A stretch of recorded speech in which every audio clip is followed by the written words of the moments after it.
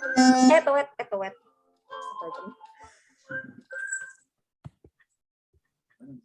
Halo, assalamualaikum warahmatullahi wabarakatuh. Assalamualaikum warahmatullahi wabarakatuh. Waalaikumsalam. Ketemu lagi sama kita, Ima dan Ulan, halo. di PNS Masa Kini, podcast ngobrol santuy humas dengan ASN, kreatif, dan inovatif. Hari ini kita bahas apa, Kak Ul? Ya, hari ini kita akan ngobrol bareng bersama Biro SDM dari CSN BKKBN nih yang sedang berlangsung sampai TikToknya SDM. Ada nih TikToknya, keren banget TikToknya SDM. Ya. BSDM ini aktif banget emang TikToknya, IG-nya bahkan YouTube-nya juga subscribernya banyak banget ya kan? Iya, betul banget. Nah, sekarang kita udah kedatangan nih narasumbernya nih. Di sini ada Kakak Mayang dan Kakak Ari. Mereka ini analis kepegawaian dan subkoordinator di Biro SDM. Halo, selamat pagi Kak Mayang dan Kak Ari. Selamat pagi, Mbak Ina. Selamat pagi kakak-kakak SDM. Langsung aja nih aku mau langsung tanya ya, the point. Aku langsung mau tanya ke Kak Mayang.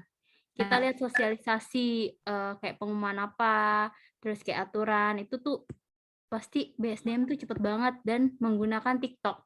Aku tahu apa-apa informasi SDM tuh dari TikTok, dari Instagram gitu.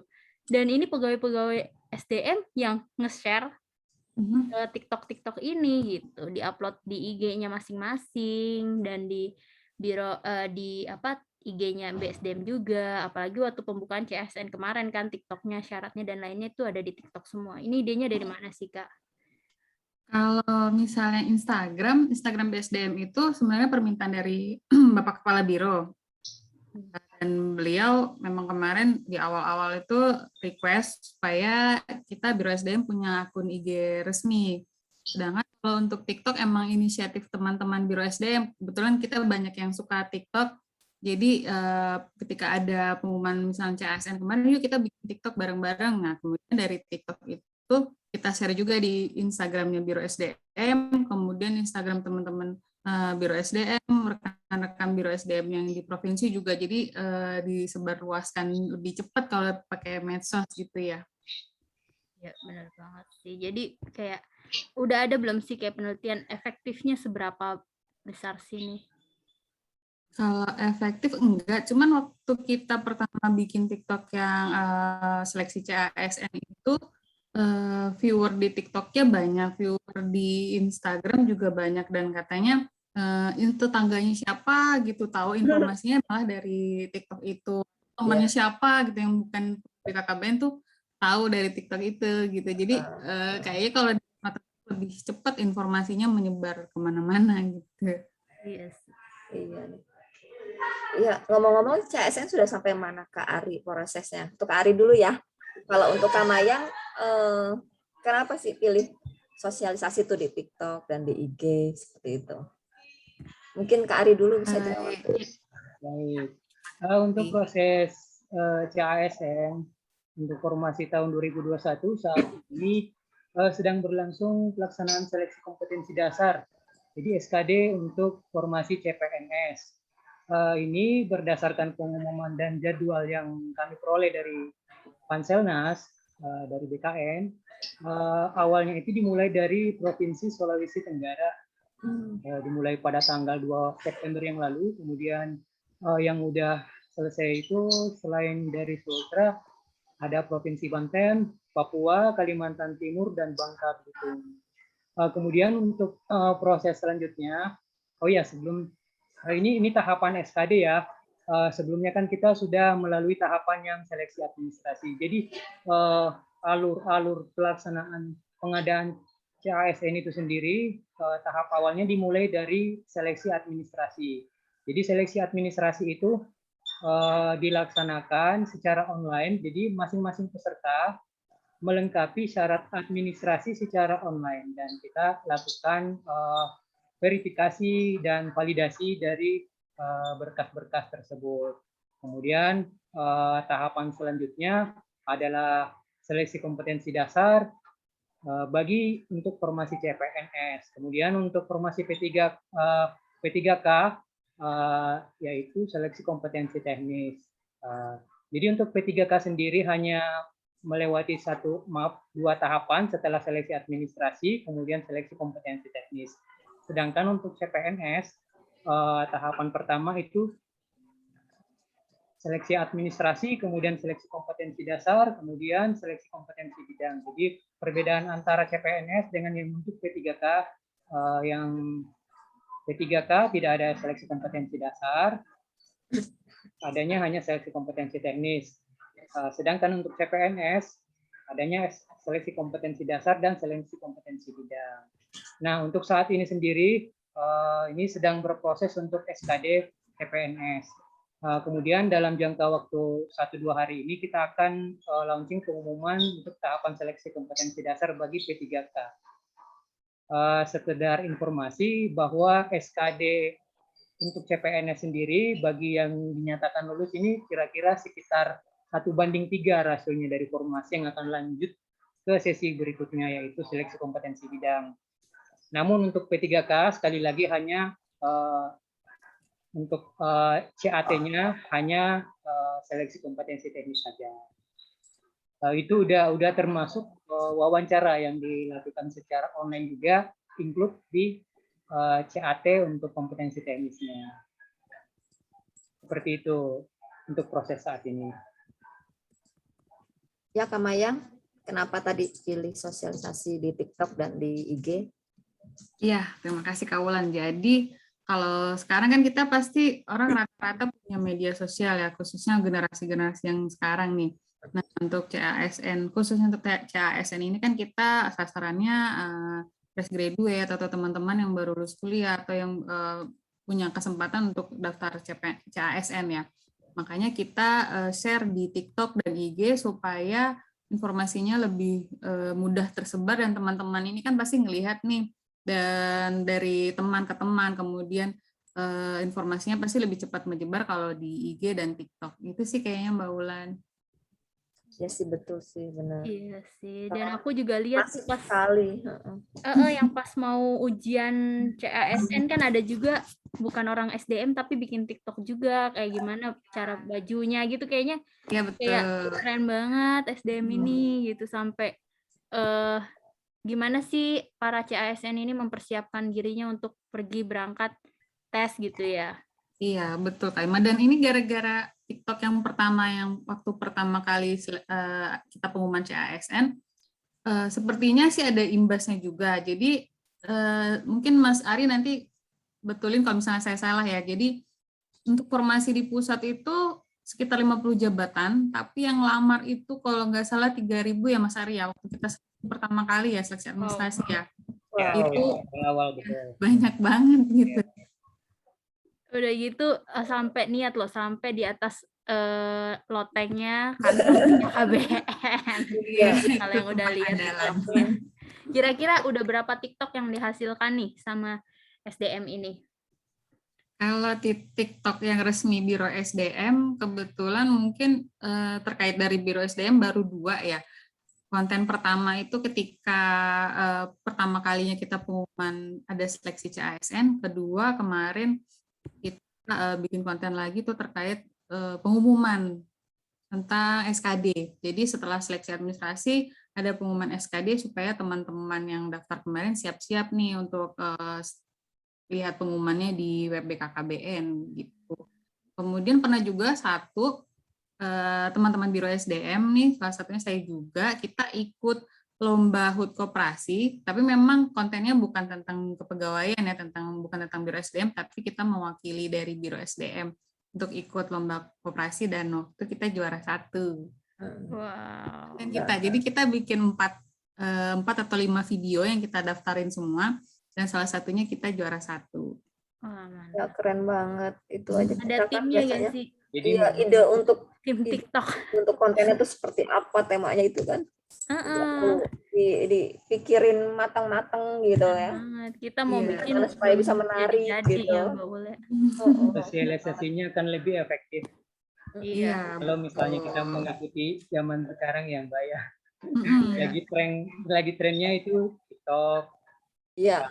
ya, IG dan lain-lain.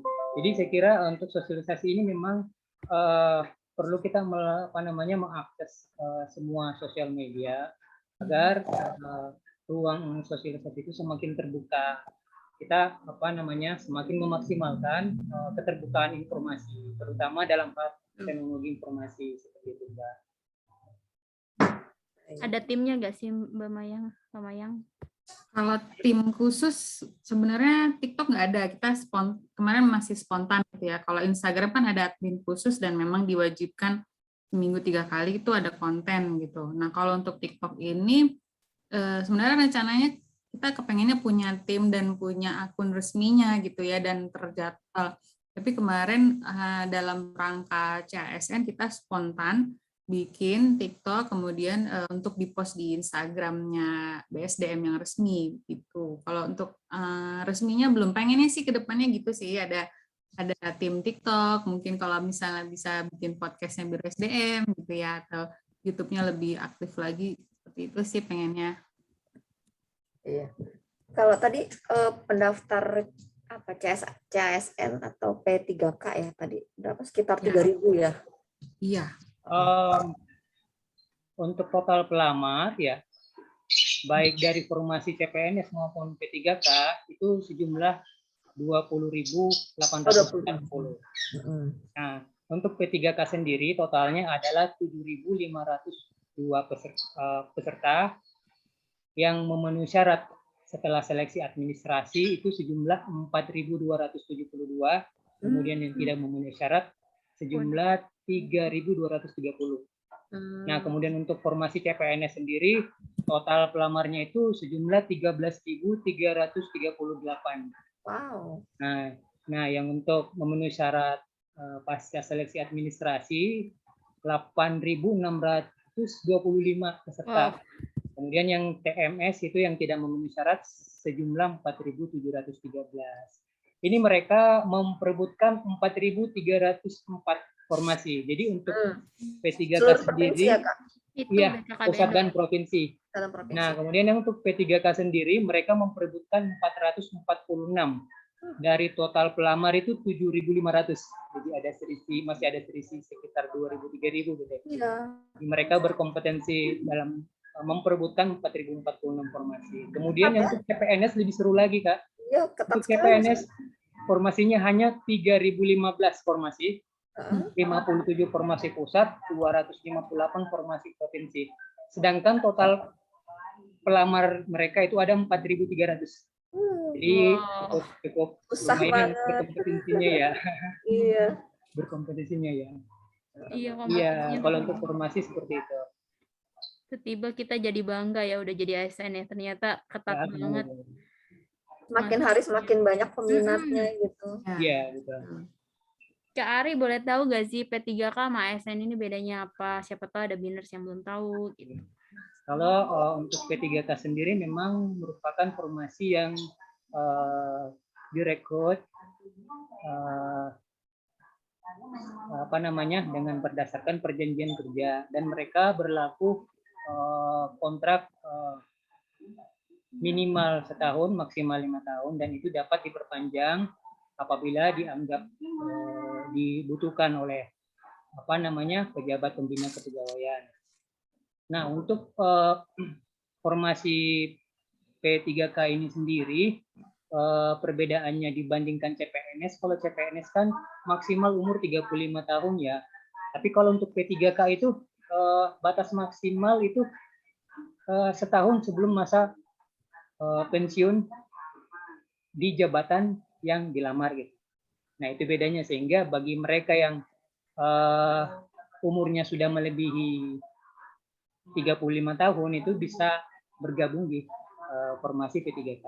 Namun perlu kita ketahui bersama, untuk P3K ini sendiri dia memang sifatnya terbuka ya. Kalau kita melihat regulasi pengadaan secara nasional, selain yang guru, memang dia sifatnya terbuka karena berdasarkan sistem merit, tidak ada perbedaan. Namun demikian, karena secara substantif formasi ini diperuntukkan bagi mereka tenaga yang profesional. Artinya tenaga profesional ini mereka yang sudah berpengalaman, sehingga syarat-syarat yang kami cantumkan di pengumuman penerimaan CASN itu minimal masa kerja 3 tahun di bidang penyuluhan, penggerakan, dan lain-lain dalam rangka pembangunan keluarga dan keluarga berencana nasional. Jadi memang di satu sisi memang sifatnya terbuka, namun ada kriteria-kriteria yang mereka harus penuhi sebagai bentuk bahwasanya mereka itu dianggap berpengalaman. Jadi bebas tapi bersyarat. Nah, perbedaannya seperti itu. Memang untuk formasi P3K ini memang untuk bagi mereka yang lebih profesional. Tapi pembayarannya gimana? Iya. Gajinya sama apa ada perbedaan? Iya. Untuk gaji, hak gaji dan tunjangan itu sama dengan jabatan. Kalau kita kan untuk tahun ini P3K-nya adalah penyuluh KP ya. Jadi aturan terkait gaji dan tunjangan, syarat jabatan, baik berupa kualifikasi pendidikan dan lain-lain itu sama dengan yang bagi PNS. Pemberlakuannya sama. Istilahnya berlaku secara mutatis mutandis.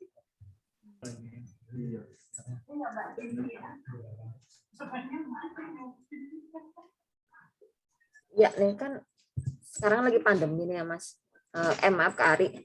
Iya. Tesnya itu kemarin berarti apa namanya online semua berarti kemarin tuh ya. Apa ada yang offline juga, datang ke BKN langsung atau bagaimana?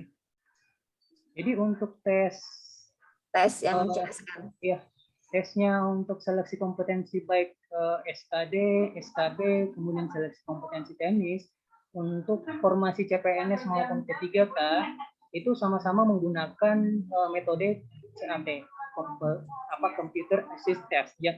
Jadi dilaksanakan di satu tempat yang difasilitasi oleh BKN, namun pelaksanaannya itu tetap mengikuti protokol COVID-19.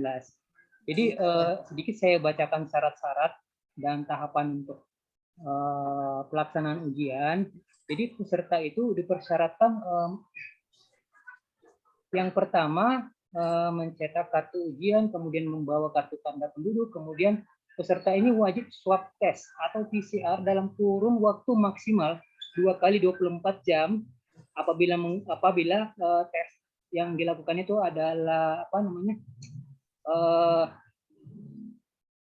swab ya yang 2 kali 24 jam, kemudian yang dalam kurun waktu maksimal 1 kali 24 jam untuk yang tes antigen. Dan ini paling lambat sehari H-1 sebelum jadwal mereka dilaksanakan ujian. Kemudian bagi mereka yang dinyatakan positif itu mereka harus lapor. Sama dengan tadi maksimal H-1 pada saat mereka ujian.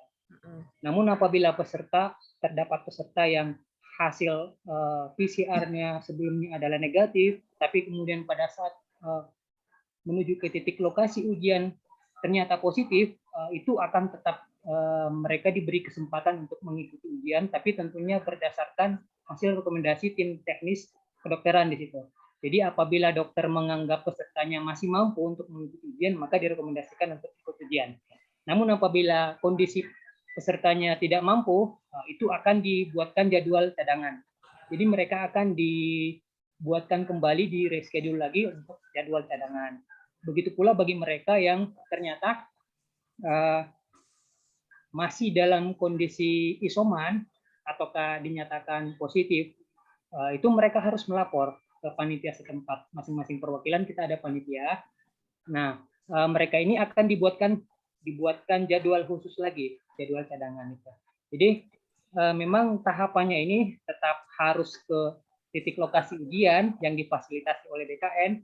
Namun demikian protokol kesehatan COVID-19 ini tetap berjalan dan kita upayakan tidak ada yang dirugikan peserta ya. Kemudian juga pelaksanaan ini tidak menjadi ya intinya kita tetap mengikuti protokol COVID ya, bukan menjadi klaster baru itu intinya. Iya. Ya, Seperti itu kira-kira.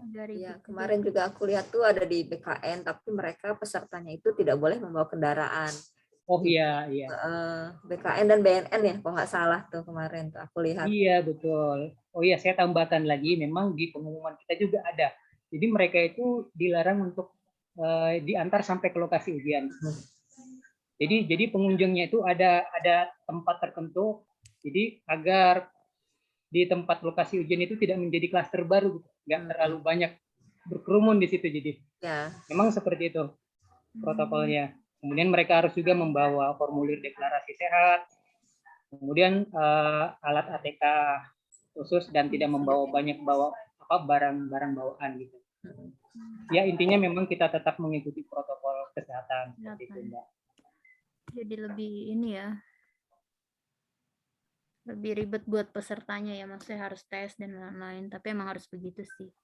Terus nih Kari, aku sempat dengar-dengar cerita-cerita orang anak-anak BSDM, katanya materai aja sampai dicek nomor serinya tuh satu-satu nih. Kak Mayang sama Kak Ari bisa sharing gak nih kayak gimana ini dari ribuan dan 100.000 ini kita ngecekin satu-satu gitu.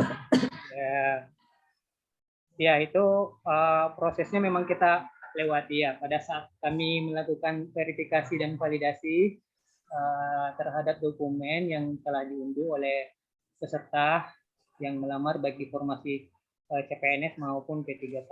Jadi syarat-syarat administrasi itu kita lihat kembali, kita verifikasi kembali apakah sudah sesuai, kita melihat kualifikasi pendidikannya apakah sudah sesuai, kemudian jenis formasinya, kesesuaian data-data satu dengan yang lain. Jadi tidak hanya melihat salah satu saja ya, tapi secara menyeluruh. Untuk P3K sendiri ada banyak surat pernyataan, kemudian kita cocokkan dengan SK-SK apakah sudah memenuhi syarat. Nah, khusus untuk yang materai ini memang kita sudah sudah kita sosialisasikan ke pansel kita di masing-masing provinsi bahwa semua ketentuan-ketentuan, syarat, kemudian tata cara juknis untuk verifikasi berkas administrasi itu kita sudah tuangkan di dokumen petunjuk teknis dan tetap berdasarkan dengan pengumuman. Kemudian lebih lanjut lagi terkait nomor seri, memang di pengumuman kita itu harus jadi masing-masing dokumen itu, jadi untuk syarat dokumen yang membutuhkan materai itu masing-masing satu gitu. Nggak boleh berulang gitu ya Mas materainya ya. Ya, ini kan terkait aspek hukum, aspek legalitas gitu ya. Itu nggak mungkin logikanya ada 3 dokumen yang berbeda substansi, tapi nomor seri dan materinya menggunakan yang sama. Ini kan banyak banget itu kemarin. Ya. Secara administratif gitu kan, dan itu kita nggak bisa lolosin yang seperti itu. Lebih lanjut lagi. Kalau gitu berarti materainya bergantian atau bagaimana? Materai yang berbeda, Mbak.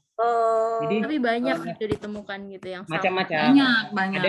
Ada dokumen yang berbeda, 3 dokumen ini tapi menggunakan materai satu gitu. Satu di scan gitu ya. Nah, sedangkan untuk materai sendiri ini perlu kita ketahui juga itu ada aturan mainnya. Lebih lanjut itu diatur dalam Undang-Undang Nomor 10 Tahun 2020 itu bahwa biaya materai itu digunakan satu kali untuk setiap dokumen. Jadi ini kita akan semakin dikuatkan dengan adanya regulasi ini. Seperti itu. Kak Mayang gimana nih pas lagi ikut verifikasi, kayaknya semua semua pegawai di SDM ikut ini nih. Iya, betul. Ikut andil.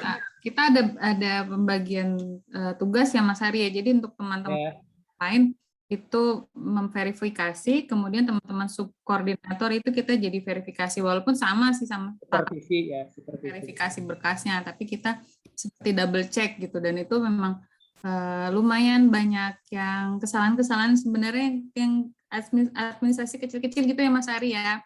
Ya kita harus liatin materainya satu-satu, nomornya, kemudian ijazah itu asli apa enggak, atau ada ijazah fotokopian padahal kita mintanya yang asli. Seperti itu. Banyak sih yang administrasi yang kelihatannya sepele sebenarnya, tapi banyak yang jadi menyebabkan TMS gitu ya Mas Arya.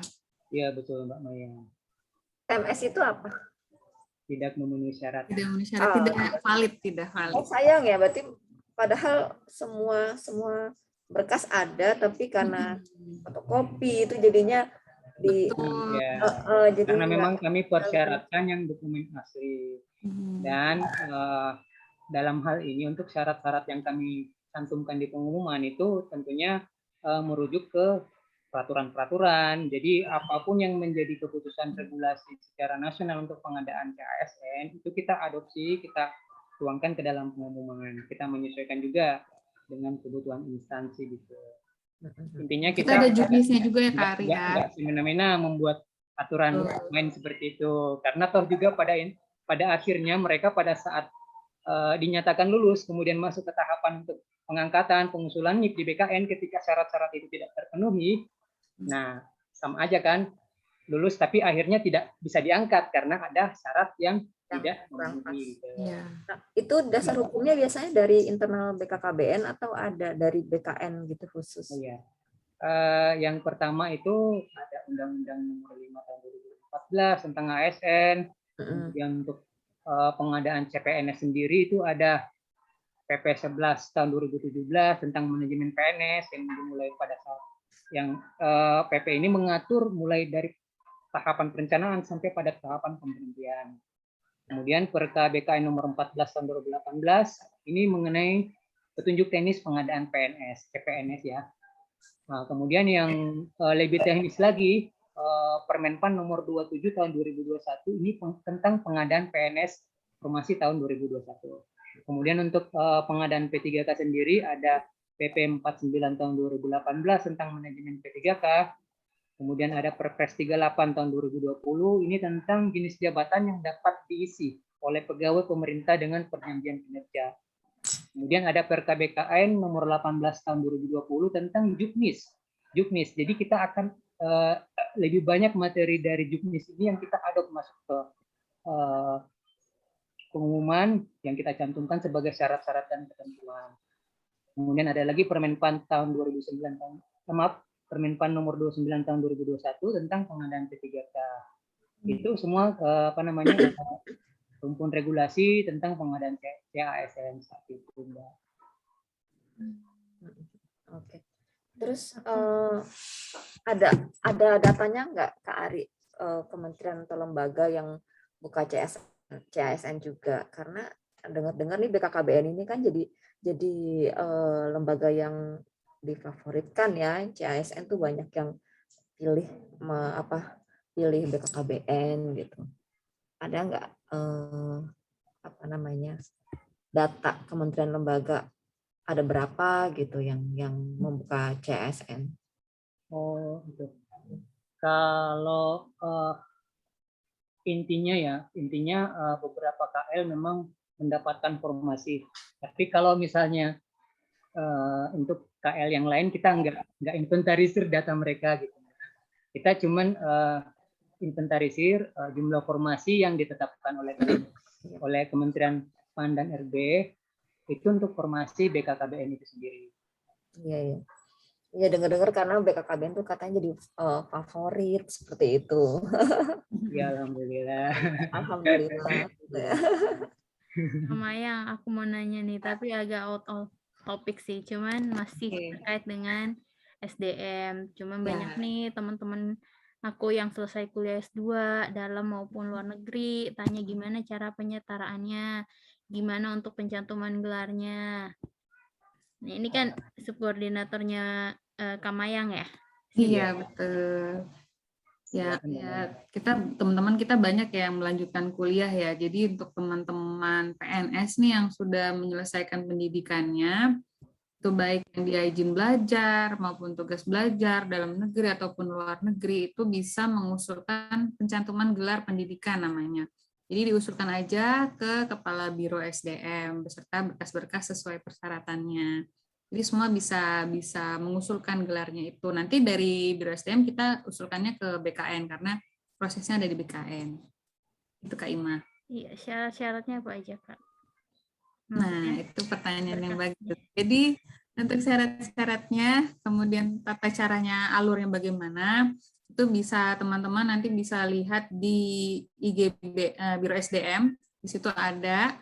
Kemudian di SIM SDM, di situ juga ada. Jadi ada banner cantik di berandanya SIM SDM tuh banyak tuh tentang tata-tata cara layanan administrasi Biro SDM. Salah satunya adalah tata cara pencantuman gelar. Pokoknya ada banner yang warnanya pinky-pinky itu tentang pencantuman gelar. Nah, itu syarat dan alurnya ada di situ semua. Atau mau konsultasi langsung ke Biro SDM juga bisa.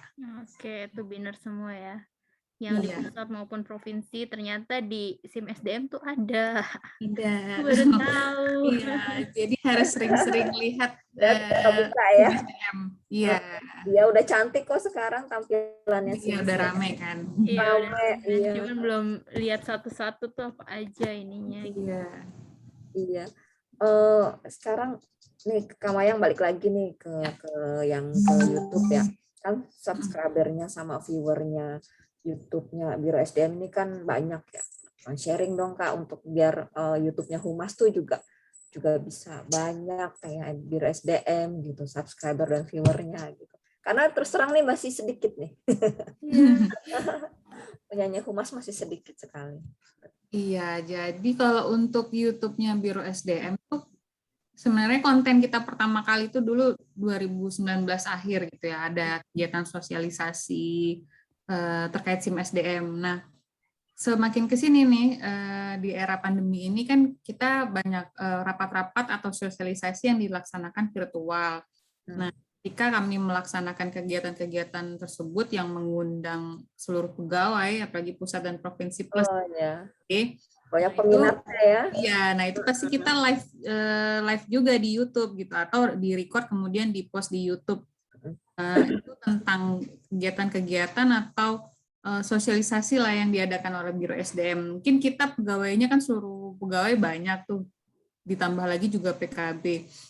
Sehingga subscribernya juga banyak pastinya gitu. Kita rajin lah di situ, kontennya rajin ketika ada kegiatan yang sosialisasi virtual pasti kita live di YouTube juga. Iya. Ya mudah-mudahan nih dengan acara yang topik sekarang ini nanti bisa menarik minat pegawai untuk masuk ke ke YouTube Humas. Iya, sama mungkin harus rajin konten ya, kawan. Iya, itu. Ya, semakin rajin, semakin banyak juga pasti nanti yang viewernya yang lihat. Iya, terakhir nih untuk Kak Mayang dan Kak Ari, ada pesan, saran, kesan untuk binner semua. Iya. Atau buat CASN nih yang udah lolos ke berapa gitu kan sama P3K ya. Kalau untuk yang bagi CASN yang udah lolos ya, tetap semangat, harus rajin belajar pastinya, banyak berdoa, ya jaga kesehatan. Itu aja buat CASN. Kemudian yang bagi mereka yang tidak lolos di tahapan seleksi, jangan berkecil hati, tetap semangat, tetap berusaha. Rezeki tidak hanya dari satu sumber gitu ya. Kita harus tetap kuat gitu. Jadi ada banyak jalan lah untuk kita bisa sukses. Dan buat kakak-kakak biners ya, tetap semangat, berinovasi, tetap sehat-sehat selalu. Itu aja dari saya. Oke, Kak Mayang ada gak nih? Kalau dari aku untuk teman-teman yang ikut seleksi CASN tetap semangat, terus gali lagi. Kalau yang kemarin tidak lolos seleksi administrasi, tahun depan masih bisa coba lagi. Mungkin bisa jadi bahan pelajaran tahun depan gitu ya. Kemarin kegagalannya di mana, tahun depan bisa lebih teliti untuk upload dokumen-dokumennya. Kalau untuk biners yang di BKKBN, tetap sehat-sehat di era pandemi ini, kemudian tetap be kreatif gitu ya, terus mengembangkan diri dan meningkatkan kompetensinya masing-masing. Tadi tetap semangat bekerja gitu, nggak malu-malu atau nggak takut untuk nanya ke seniornya, yang senior juga nggak malu-malu nanya ke juniornya supaya masing-masing dapat masukan sehingga motivasi untuk lebih majunya dapat lebih banyak gitu ya. Terima kasih Kak Wulan. Ya, terima kasih Kak Mayang, Kak Ari sudah hadir. Terima Ini menarik kasih. banget ya Im ya. Pandemi tidak menghambat penerimaan CSN ini karena pasti banyak banget yang nunggu-nunggu nih untuk ikut CSN dan jadi bagian keluarga besar BKKBN terutama ya. Salut banget deh untuk Biro SDM. Iya Kak Ulan, sampai yang tadi dibilang sama ini kan, Kak Mayang sama Kak Ari tuh dari ratusan peserta harus ngecek satu-satu itu terkait, terus Iya. salut banget dan udah gitu terima kasih banget udah sharing tentang YouTube-nya gimana. Kita juga lagi berusaha sih untuk konten terus nih. Lebih rajin. Gitu. Terus TikTok-nya SDM juga menginspirasi banget. Kita juga jadi pengen bikin, cuman belum sempat dan belum paham gitu tentang TikTok kan. Kita kolaborasi nanti Kak Ima, Kak Ulan. Iya, mantap. Pengen banget. Biro SDM punya ini loh, punya hidden gem. Artis. Oh gitu. Artis TikTok. Artis TikTok gitu. Salah satunya Mbak Mayang. Mbak Mayang, terus ya, Mbak siapa tuh? Mas Febri. Mas Febri. Banyak deh, hampir semuanya yang cewek-cewek suka TikTok ya. Jadi kayak menginspirasi kita semua lah untuk lebih berkreasi ya Kakak Ul ya. Iya. Iya Im, terima kasih sekali lagi Kakak di Biro SDM. Untuk teman-teman banners, jangan lupa ya komen. Dan kalau masih ada yang mau ditanyain, bisa komentar di kolom komentar ya. Nanti kita fasilitasi narsum untuk jawab. Iya, jangan lupa juga subscribe, like, dan komen ya. Akhir kata. Assalamualaikum warahmatullahi wabarakatuh. Terima kasih kakak-kakak. Bye-bye. Makasih kakak-kakak. Jangan kapok ya tampil di sini lagi. Iya dong. Makasih Kak Ima, Kak Ulan.